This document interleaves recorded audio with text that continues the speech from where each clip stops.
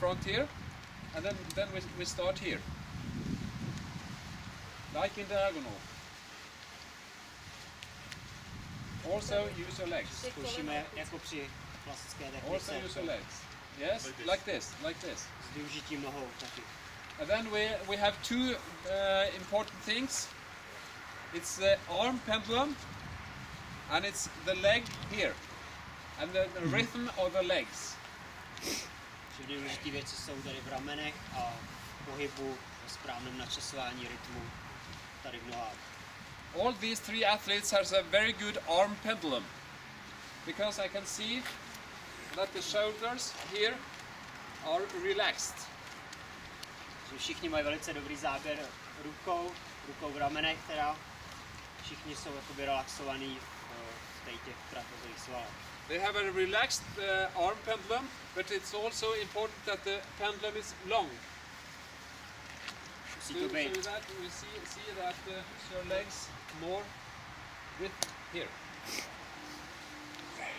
A zároveň I tě kotníky tam zatlač, Peťo. uvolněný, relaxovaný nohy Yes. v správném rytmu. Jacob, very good rhythm in your legs. And Dusan, a little bit more, a little bit more, a little bit more. So you can feel the pressure when you're going down here. You can feel the pressure down. Vertical pressure. Trochu víc zvýš tu flexi, aby si mohl cítit. A i v kotníkoch. Cítit tlak, když jedeš Even more. Like flexce. this, like this. Back here, here. Take it easy. Take it easy. No, to je ono. Dobrý, v kotníkoch těž, to je ono. With the arms. Kubo těž. A little deeper here. Kubo. Yes, a little deeper. In Norwegian, we call this start technique To je ono. enkeldans. And dance, you know that word? No, Dancing. yes. So the name comes from dancing. We call it enkeldans and double dance. It's because of the rhythm. Dvojitý tanec. V Norsku to, jak jste slyšeli, to pojmenováme ten ankle. The direction in skating is always in the ski direction. My right ski direction, my left ski direction. Now you can do the same thing, and you can use your legs like you have skis on, like you did right now. So then you have your right ski, your left ski here. Can you still use the same? Yes? Snažíme se o to vlastně, aby ten pohyb ramene byl vždycky ve směru, kde je lyže, takže když bruslíme, tak byl lehce do strany. A děláme to rukou ve směru lyže. If you stop here, you can just stop the other ones. If you stop here, you see that now he has his right leg in this direction, and he uses his eyes and his body in the direction of the right ski here. Je nasměrován vlastně jakoby ve směru pravé lyže. No, ve směru jízdy. No, je to tak. And then here you can turn your hip a little bit more in the direction of the ski. So that v bocích se můžeš trošku víc nahnout do směru té lyže. So that both your upper body and your hips are pointing in the direction of the ski. So you have to turn your hips in the same direction as the ski. Vlastně musíš víc natočit ty boky jíždě do směru té lyže. So if we wanted to train that very easily, we can start like this. You can now just keep your body to the ground. We have right ski direction, left ski direction. Pravá. Just do like this. Pravý směr lyže, levý směr lyže. Now I first start with all my weight over to the right ski. Nejdříve nahneme veškerou svou váhu na pravou lyži. And now to the left ski. A teď přeneseme váhu na levou lyži. You see that you all the time turn both your body and your hip. Yes. Veškerý čas tam jde jak tvoje tělo, tak tvoje boky. Like that. Yes, that's good. Druhou stranu. Turn your hips, that's right. And then back again. Tak je to správně. Yes. You can have a little bit tighter angle. Můžeš jít trošku blíž, Blíž ty nohy k sobě. You can have your feet wide, but your angle is just like this. As it be wider here. Chodidla od sebe, ale Your kolena víc k angle sobě. is, yes, that's good. That's good. A little wider, Trochu víc ze široka. but your angle can be narrow. Yes. That's like in the technique we call paddling in Norwegian. Že Then we have klasická technika 2-1. yeah. So then you can use your body like this. Over here, Používáme over tělo. here. Always Přesně jako in takhle. the ski direction. With my eyes, with my body, and especially with my hips. Vždycky tělo musí být ve Excuse směru me? té lyže, oči, boky. Can I interrupt you for a sec? Yeah. There's a broad discussion in North America about rotating of the upper body, way you ski or way you go, way of traveling. Yes. Right. So why? Could you explain briefly Yes. why rotate the way you glide or way you ski? Yeah. First of all, we don't twist the body, and we don't rotate the body. We only turn the body. První ze všeho my vlastně nešviháme to tělo, my jenom natáčíme to tělo ve směru té lyže. Because if I start with a twist, if I start with turning, I will use the body like this. Have you seen anybody paddling like this? This is a rotation. Instead of just turning the body from ski to ski. So that means there's no twist here. No twist here. Only stability here. Yes. Only turn the body from side to side. But then I have had to turn also my hips in the same direction as a ski. Here and here. Cílem je vlastně nekroutit to tělo, ale natáčet to tělo jenom do směru té lyže. Jde to zaměření na tu vlastně vrchní část toho těla, která se musí opravdu jenom natáčet té lyži. And I guess also here in Czechia you train very much your stability here. No, stabilita trupu. You train Vlastně much trénujeme hodně tu stability training. stabilitu Yes. toho střední části těla. So that means that you always keep stability here. Vždycky musíte držet tu stabilitu prostřed Right. v tom jádru tělu.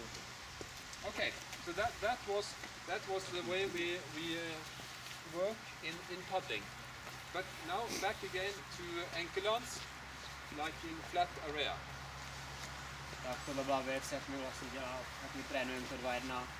Zpátky. Wait a minute, because Zpátky. then we always want to have as narrow angle with the skis as possible. We don't want to use skis like this. We always want to have the angle as narrow as possible, depending on the speed. Že vlastně vždycky se snažíme mít ten úhel co nejužší. Co nejužší není potřeba ho zešiřovat. Vždycky záleží hlavně na té rychlosti, ale snažíme se co nejužší úhel. And then in enkelons and in doublelons, the most important thing is the vertical pressure. Vždycky vlastně záleží na tom vertikálním tlaku. Při tom 3 decimity 2-1, při tom houpavém 2-1.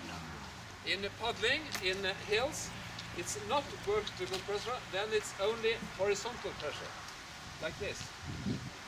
Only horizontal, but in enkelons and doublelons, it's very important to have a big vertical pressure, power down to the speed. Takže při tom prvním je to vlastně vlastně ten tlak nebo ta síla jde horizontálně, když tak při tom 2-1 na rovině je to hlavně o vertikálním záběru. So then, back again to what we did, you can just wait a minute, but then it's important to have even more vertical pressure. And then we use this arm pendulum to keep the rhythm. To keep the rhythm so that we can go up and have the vertical pressure. Can you... Zpátky tomu, co jsme dělali, se po vás, aby jsme vlastně dali větší sílu do toho větší odraz, větší sílu toho vertikálního odrazu. And I saw from the beginning, Jacob, you have a good vertical pressure because you have your long arm pendulum and you are very flexible here so that you can go up and down to the ski. See? Takže Kubo, ty jsi vlastně hodně ohybnej a děláš vlastně výborně ten odraz a dáváš tam hodně ty síly, hodně toho vertikálního tahu. Peter, you use a little bit too much horizontal pressure here. So I want you to have more vertical pressure. Understand? But, yeah. Petr užívá moc té síly jakoby horizontální do strany, chce po tobě, aby si víc soustředil ten přímý vertikální tah. Yes. So I saw that what you did was a little bit too much of this. But I want more like this. Dělal si vlastně příliš mnoho toho prvního pohybu, chce to víc ten druhý, ten vertikální. But to do that, you have to have your long arm pendulum and here. More like this rhythm. So now, when you go out skiing again, I want you to be as the ski angle as narrow as possible, almost straight forward, but more pressure. Snažte ten úhel co nejnižší, dlouhý záběr v ramenech a víc flexe, víc ohybů kolem. And you can also have a little bit more vertical pressure. Okay? So what you do is like this.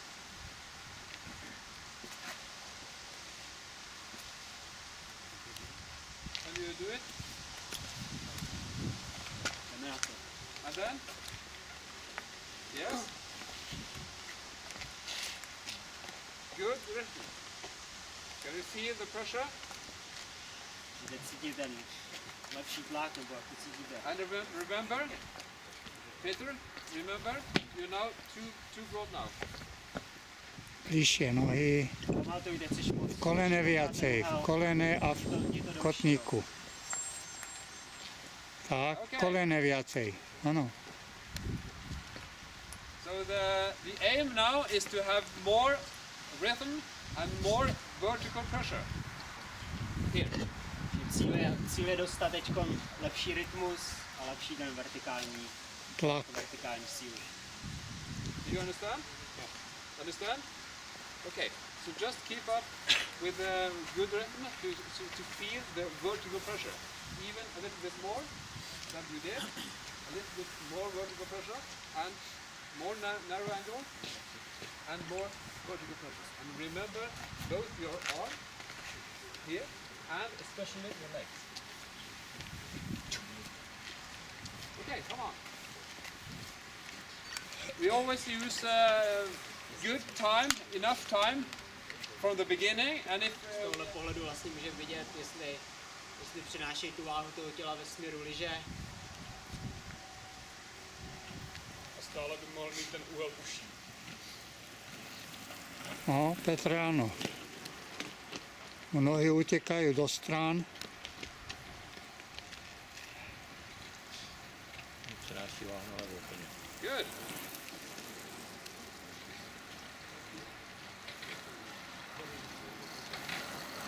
Normally when we start with athletes, they are not as good as these ones because you can see that all three athletes, they have a very good vertical line. Normally you can see that some athletes have other kinds of lines, but we want always to have a vertical line here, here, here, here. A vertical line. We always want this line to be vertical. You see? Here. And then they are all good. My se vlastně vždycky snažíme mít vertikální linii po těch sportovcích. Jak můžeme vidět tady naše tři, tak ty to zvládají velice dobře, jsou na velice dobré úrovni. Okay, now you can do the same thing when you come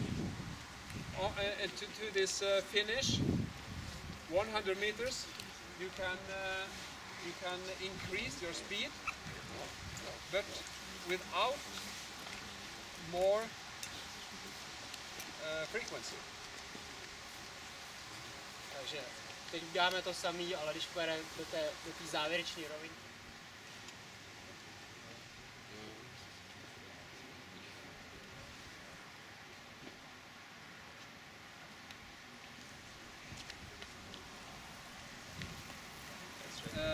The arm pendulum. So when you increase your pressure, you have to be even longer. When you go slowly, you can use your arms like this. When you go faster, you have to have an even longer pendulum, right? To have even more dynamic pressure on your skis. Vlastně zvyšujeme tlak a chceme být rychlejší, tak musíme ještě víc, jakoby se do toho, ještě více natáhnout, ještě víc jít do kolen, ještě více do toho přijít. Zaťažit tu odrazovou nohu musíš väčším tlakom. Dobrý. But remember to relax your shoulder. Not like this, long and relaxed pendulum. Okay, that's number one. And number two, Nezapomeňte mít uvolněný ramena, to je věc číslo 1. V pořádném rozsahu. Number two, ski angle. Bigger velocity, more narrow ski angle. So you can use your legs even more vertical. So instead of going from side to side, you go up and down with very narrow skis to increase the speed. Je věc číslo 2 vlastně úhel těch lyžích, aby jsme šli co nejvíc vertikálně a využili tu lyži maximálně. So you can think that you have only half a meter. Understand? Myslet, že Only máte half a jenom meter. půl metru mezi lyžma. Understand? Že můžeš si přemýšlet na tím, že ten kratší. But and to do that, it's very important that you still keep your body and your eyes in the ski direction, and that you control your hips. Because if you don't control your hips, if you turn the hips in the wrong direction, your skis will go out, and you will lose your ski pressure. So you have to be very tight here. Very tight here. Turn from right to left, but very tight in your hips. To keep just half a meter. Takže je velice důležité být zpevněný v těch bocích, aby jsme pořád drželi aby jsme pořád dávali tu váhu ve směru lyže a drželi těch půl metru mezery. Understand? So Jacob, just be more narrow. Control your hips and keep your very good rhythm. You have a very good rhythm. You have a very good timing. So just keep up that, but just half a meter. Okay? Start. Takže Kubo, snaž se to jet uší, máš velice dobrý rytmus, velice dobrý načasování. Just keep up your rhythm. Very narrow here. Half a meter. Vertical pressure. Straight down to your ski. Okay? Even a little longer down your foot. More close to the other one. You started here and now you are here. Od té doby, co dáváš vlastně chodidla víc k sobě, vypadá to líp. Okay, good, Dusan. You add now more arm pendulum, more vertical pressure. Okay, let's go further. Now you can use your arms like you do in enkelons. And you have the same kind of things to work with. It's all alike, like this, and here. Exactly the same. Ski direction, same rhythm, same long arm pendulum. Okay? Teď uděláme stejný rytmus, stejný záběry.